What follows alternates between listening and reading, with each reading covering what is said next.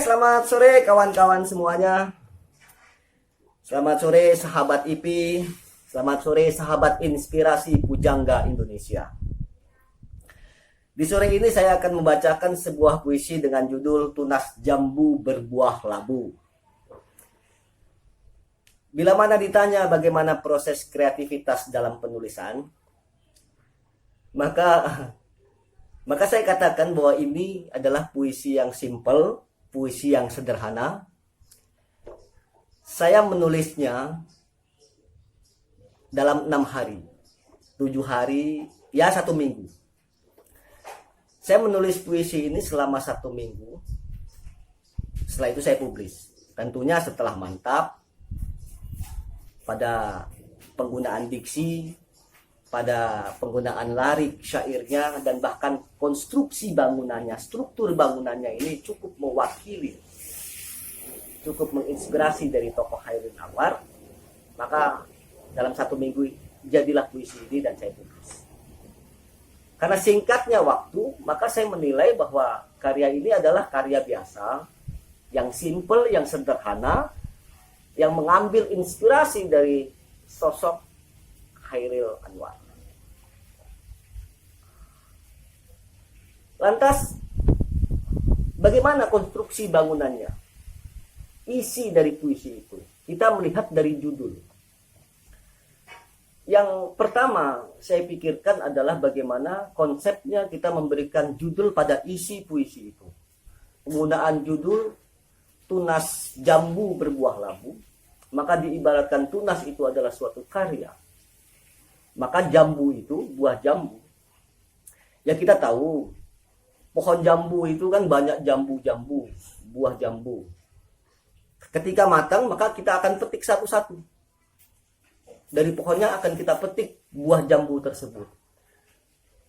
Dari beberapa buah jambu itu ada buah yang busuk penuh dengan ulat, ada juga buah yang baik, segar. Tetap kita petik semuanya, kita ambil. Setelah itu, barulah kan kita harus memilih. Kita harus memilah mana jambu yang busuk penuh dengan ulat, mana jambu yang baik. Jambu yang busuk tentu kita buang. Yang kita ambil hanya jambu yang baik dan segar. Bisa untuk konsumsi kita sendiri. Pemaknaannya bahwa ada 2 jalan terhadap karya ini. Karya yang bagus atau karya yang jelek, busuk itu.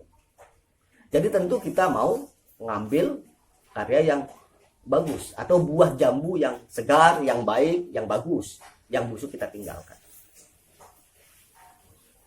Lantas setelah kita mempunyai suatu karya yang bagus, apakah dengan karya itu dapat membuat kita menjadi besar, menjadi kesohor, atau mendapat faedah dari karya itu sendiri? Itu terserah bagaimana dari individu, pelaku, pembuat karya puisi.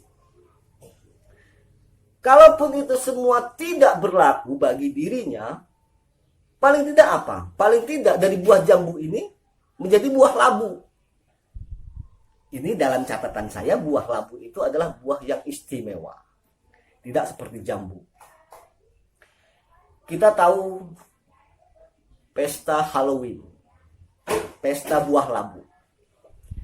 Ya kita kan tahu semuanya bahwa Halloween itu adalah sebuah tradisi dari bangsa Celtic kuno ya.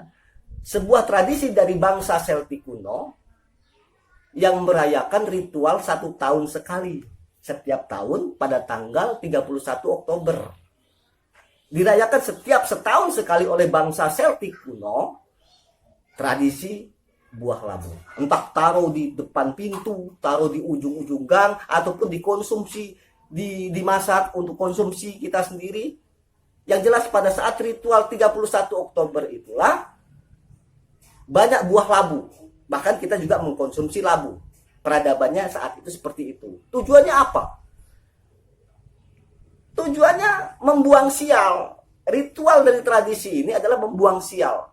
Supaya tidak ada kesialan menimpa pada kita. Ini pesta Halloween. Jadi secara tidak langsung, buah labu ini adalah buah yang istimewa, menolak kesialan, menolak bala. Pengertiannya, bahwa buah labu ini sangat berfaedah, sangat bermanfaat bagi masyarakat luas. Bila mana karya kita seperti buah jambu yang baik, walaupun tidak menghasilkan faedah bagi kita, setidaknya karya itu adalah berwujud karya buah labu, dapat memberikan manfaat kepada masyarakat banyak. Dan inilah inspirasi dari sosok Chairil Anwar yang saya baca, yang saya tangkap, yang saya pelajari, literasi akan karya-karya beliau. Tunas jambu berbuah labu. Masih bicara labu. Ada suatu peristiwa tentang kisah Nabi Yunus alaihi salam putra mata. Ketika Nabi Yunus ditelan ikan paus atau ikan hiu, ikan besar, semua penghuni kapal itu melihat dengan jelas bahwa Yunus alaihi salam telah meninggal, telah mati dimakan ikan. Maka dikabari seluruh penduduk bahwa Yunus telah meninggal, dan ini berlaku bertahun-tahun. Singkat cerita, Tuhan memaafkan Nabi Yunus dan mengeluarkan Yunus alaihi salam dari perut ikan paus. Dikeluarkan di suatu daratan. Daratan ini adalah dataran tandus, tidak ada tumbuhan apapun di sana. Dengan kondisi yang lemah, dengan kondisi yang, ya kita tahu, dalam kondisi di dalam perut ikan paus tentu dehidrasi yang luar biasa sekali. Dalam kondisi yang lemah ini tidak ada tumbuhan di dataran tandus itu yang dapat ia konsumsi untuk obat. Maka Tuhan memberikan satu batang pohon labu berikut dengan buahnya. Dengan adanya pohon labu itu, dengan adanya buah labu itu, maka Yunus selamat dari kematian karena fisik yang lemah, habis keluar dari perut ikan paus. Buah labu adalah buah yang dapat memberikan faedah pada masyarakat luas. Buah labu adalah buah yang mampu menginspirasi sebagai buah pelita. Maka dari itu, tunas jambu berbuah labu.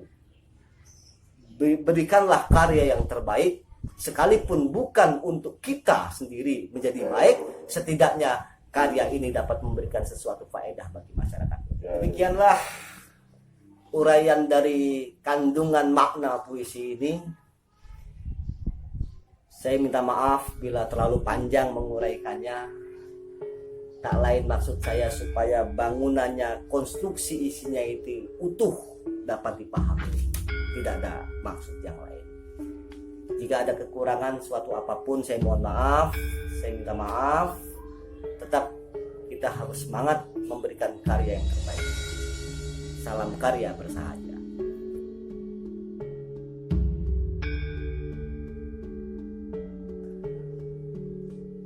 Baik, langsung saya bacakan saja. Terinspirasi sosok dan puisi Chairil Anwar. Bismillahirrahmanirrahim. Tunas jambu berbuah labu.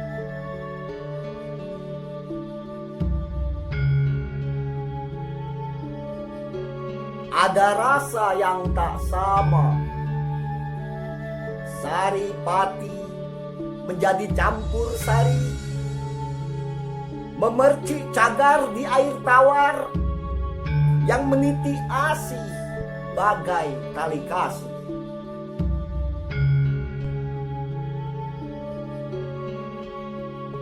Pohon jambu tak seperti bilah bambu, sodorkan raga tak lagi menuai ambisi.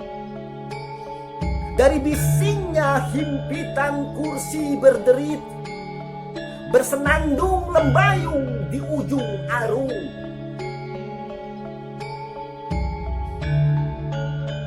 Tersedak, termangu, tak mengajak dan tak menjadi layu.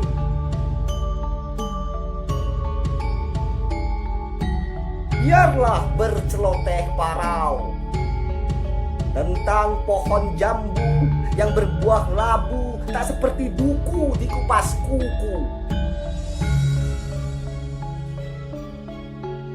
mungkin saja tumbuh ilalang.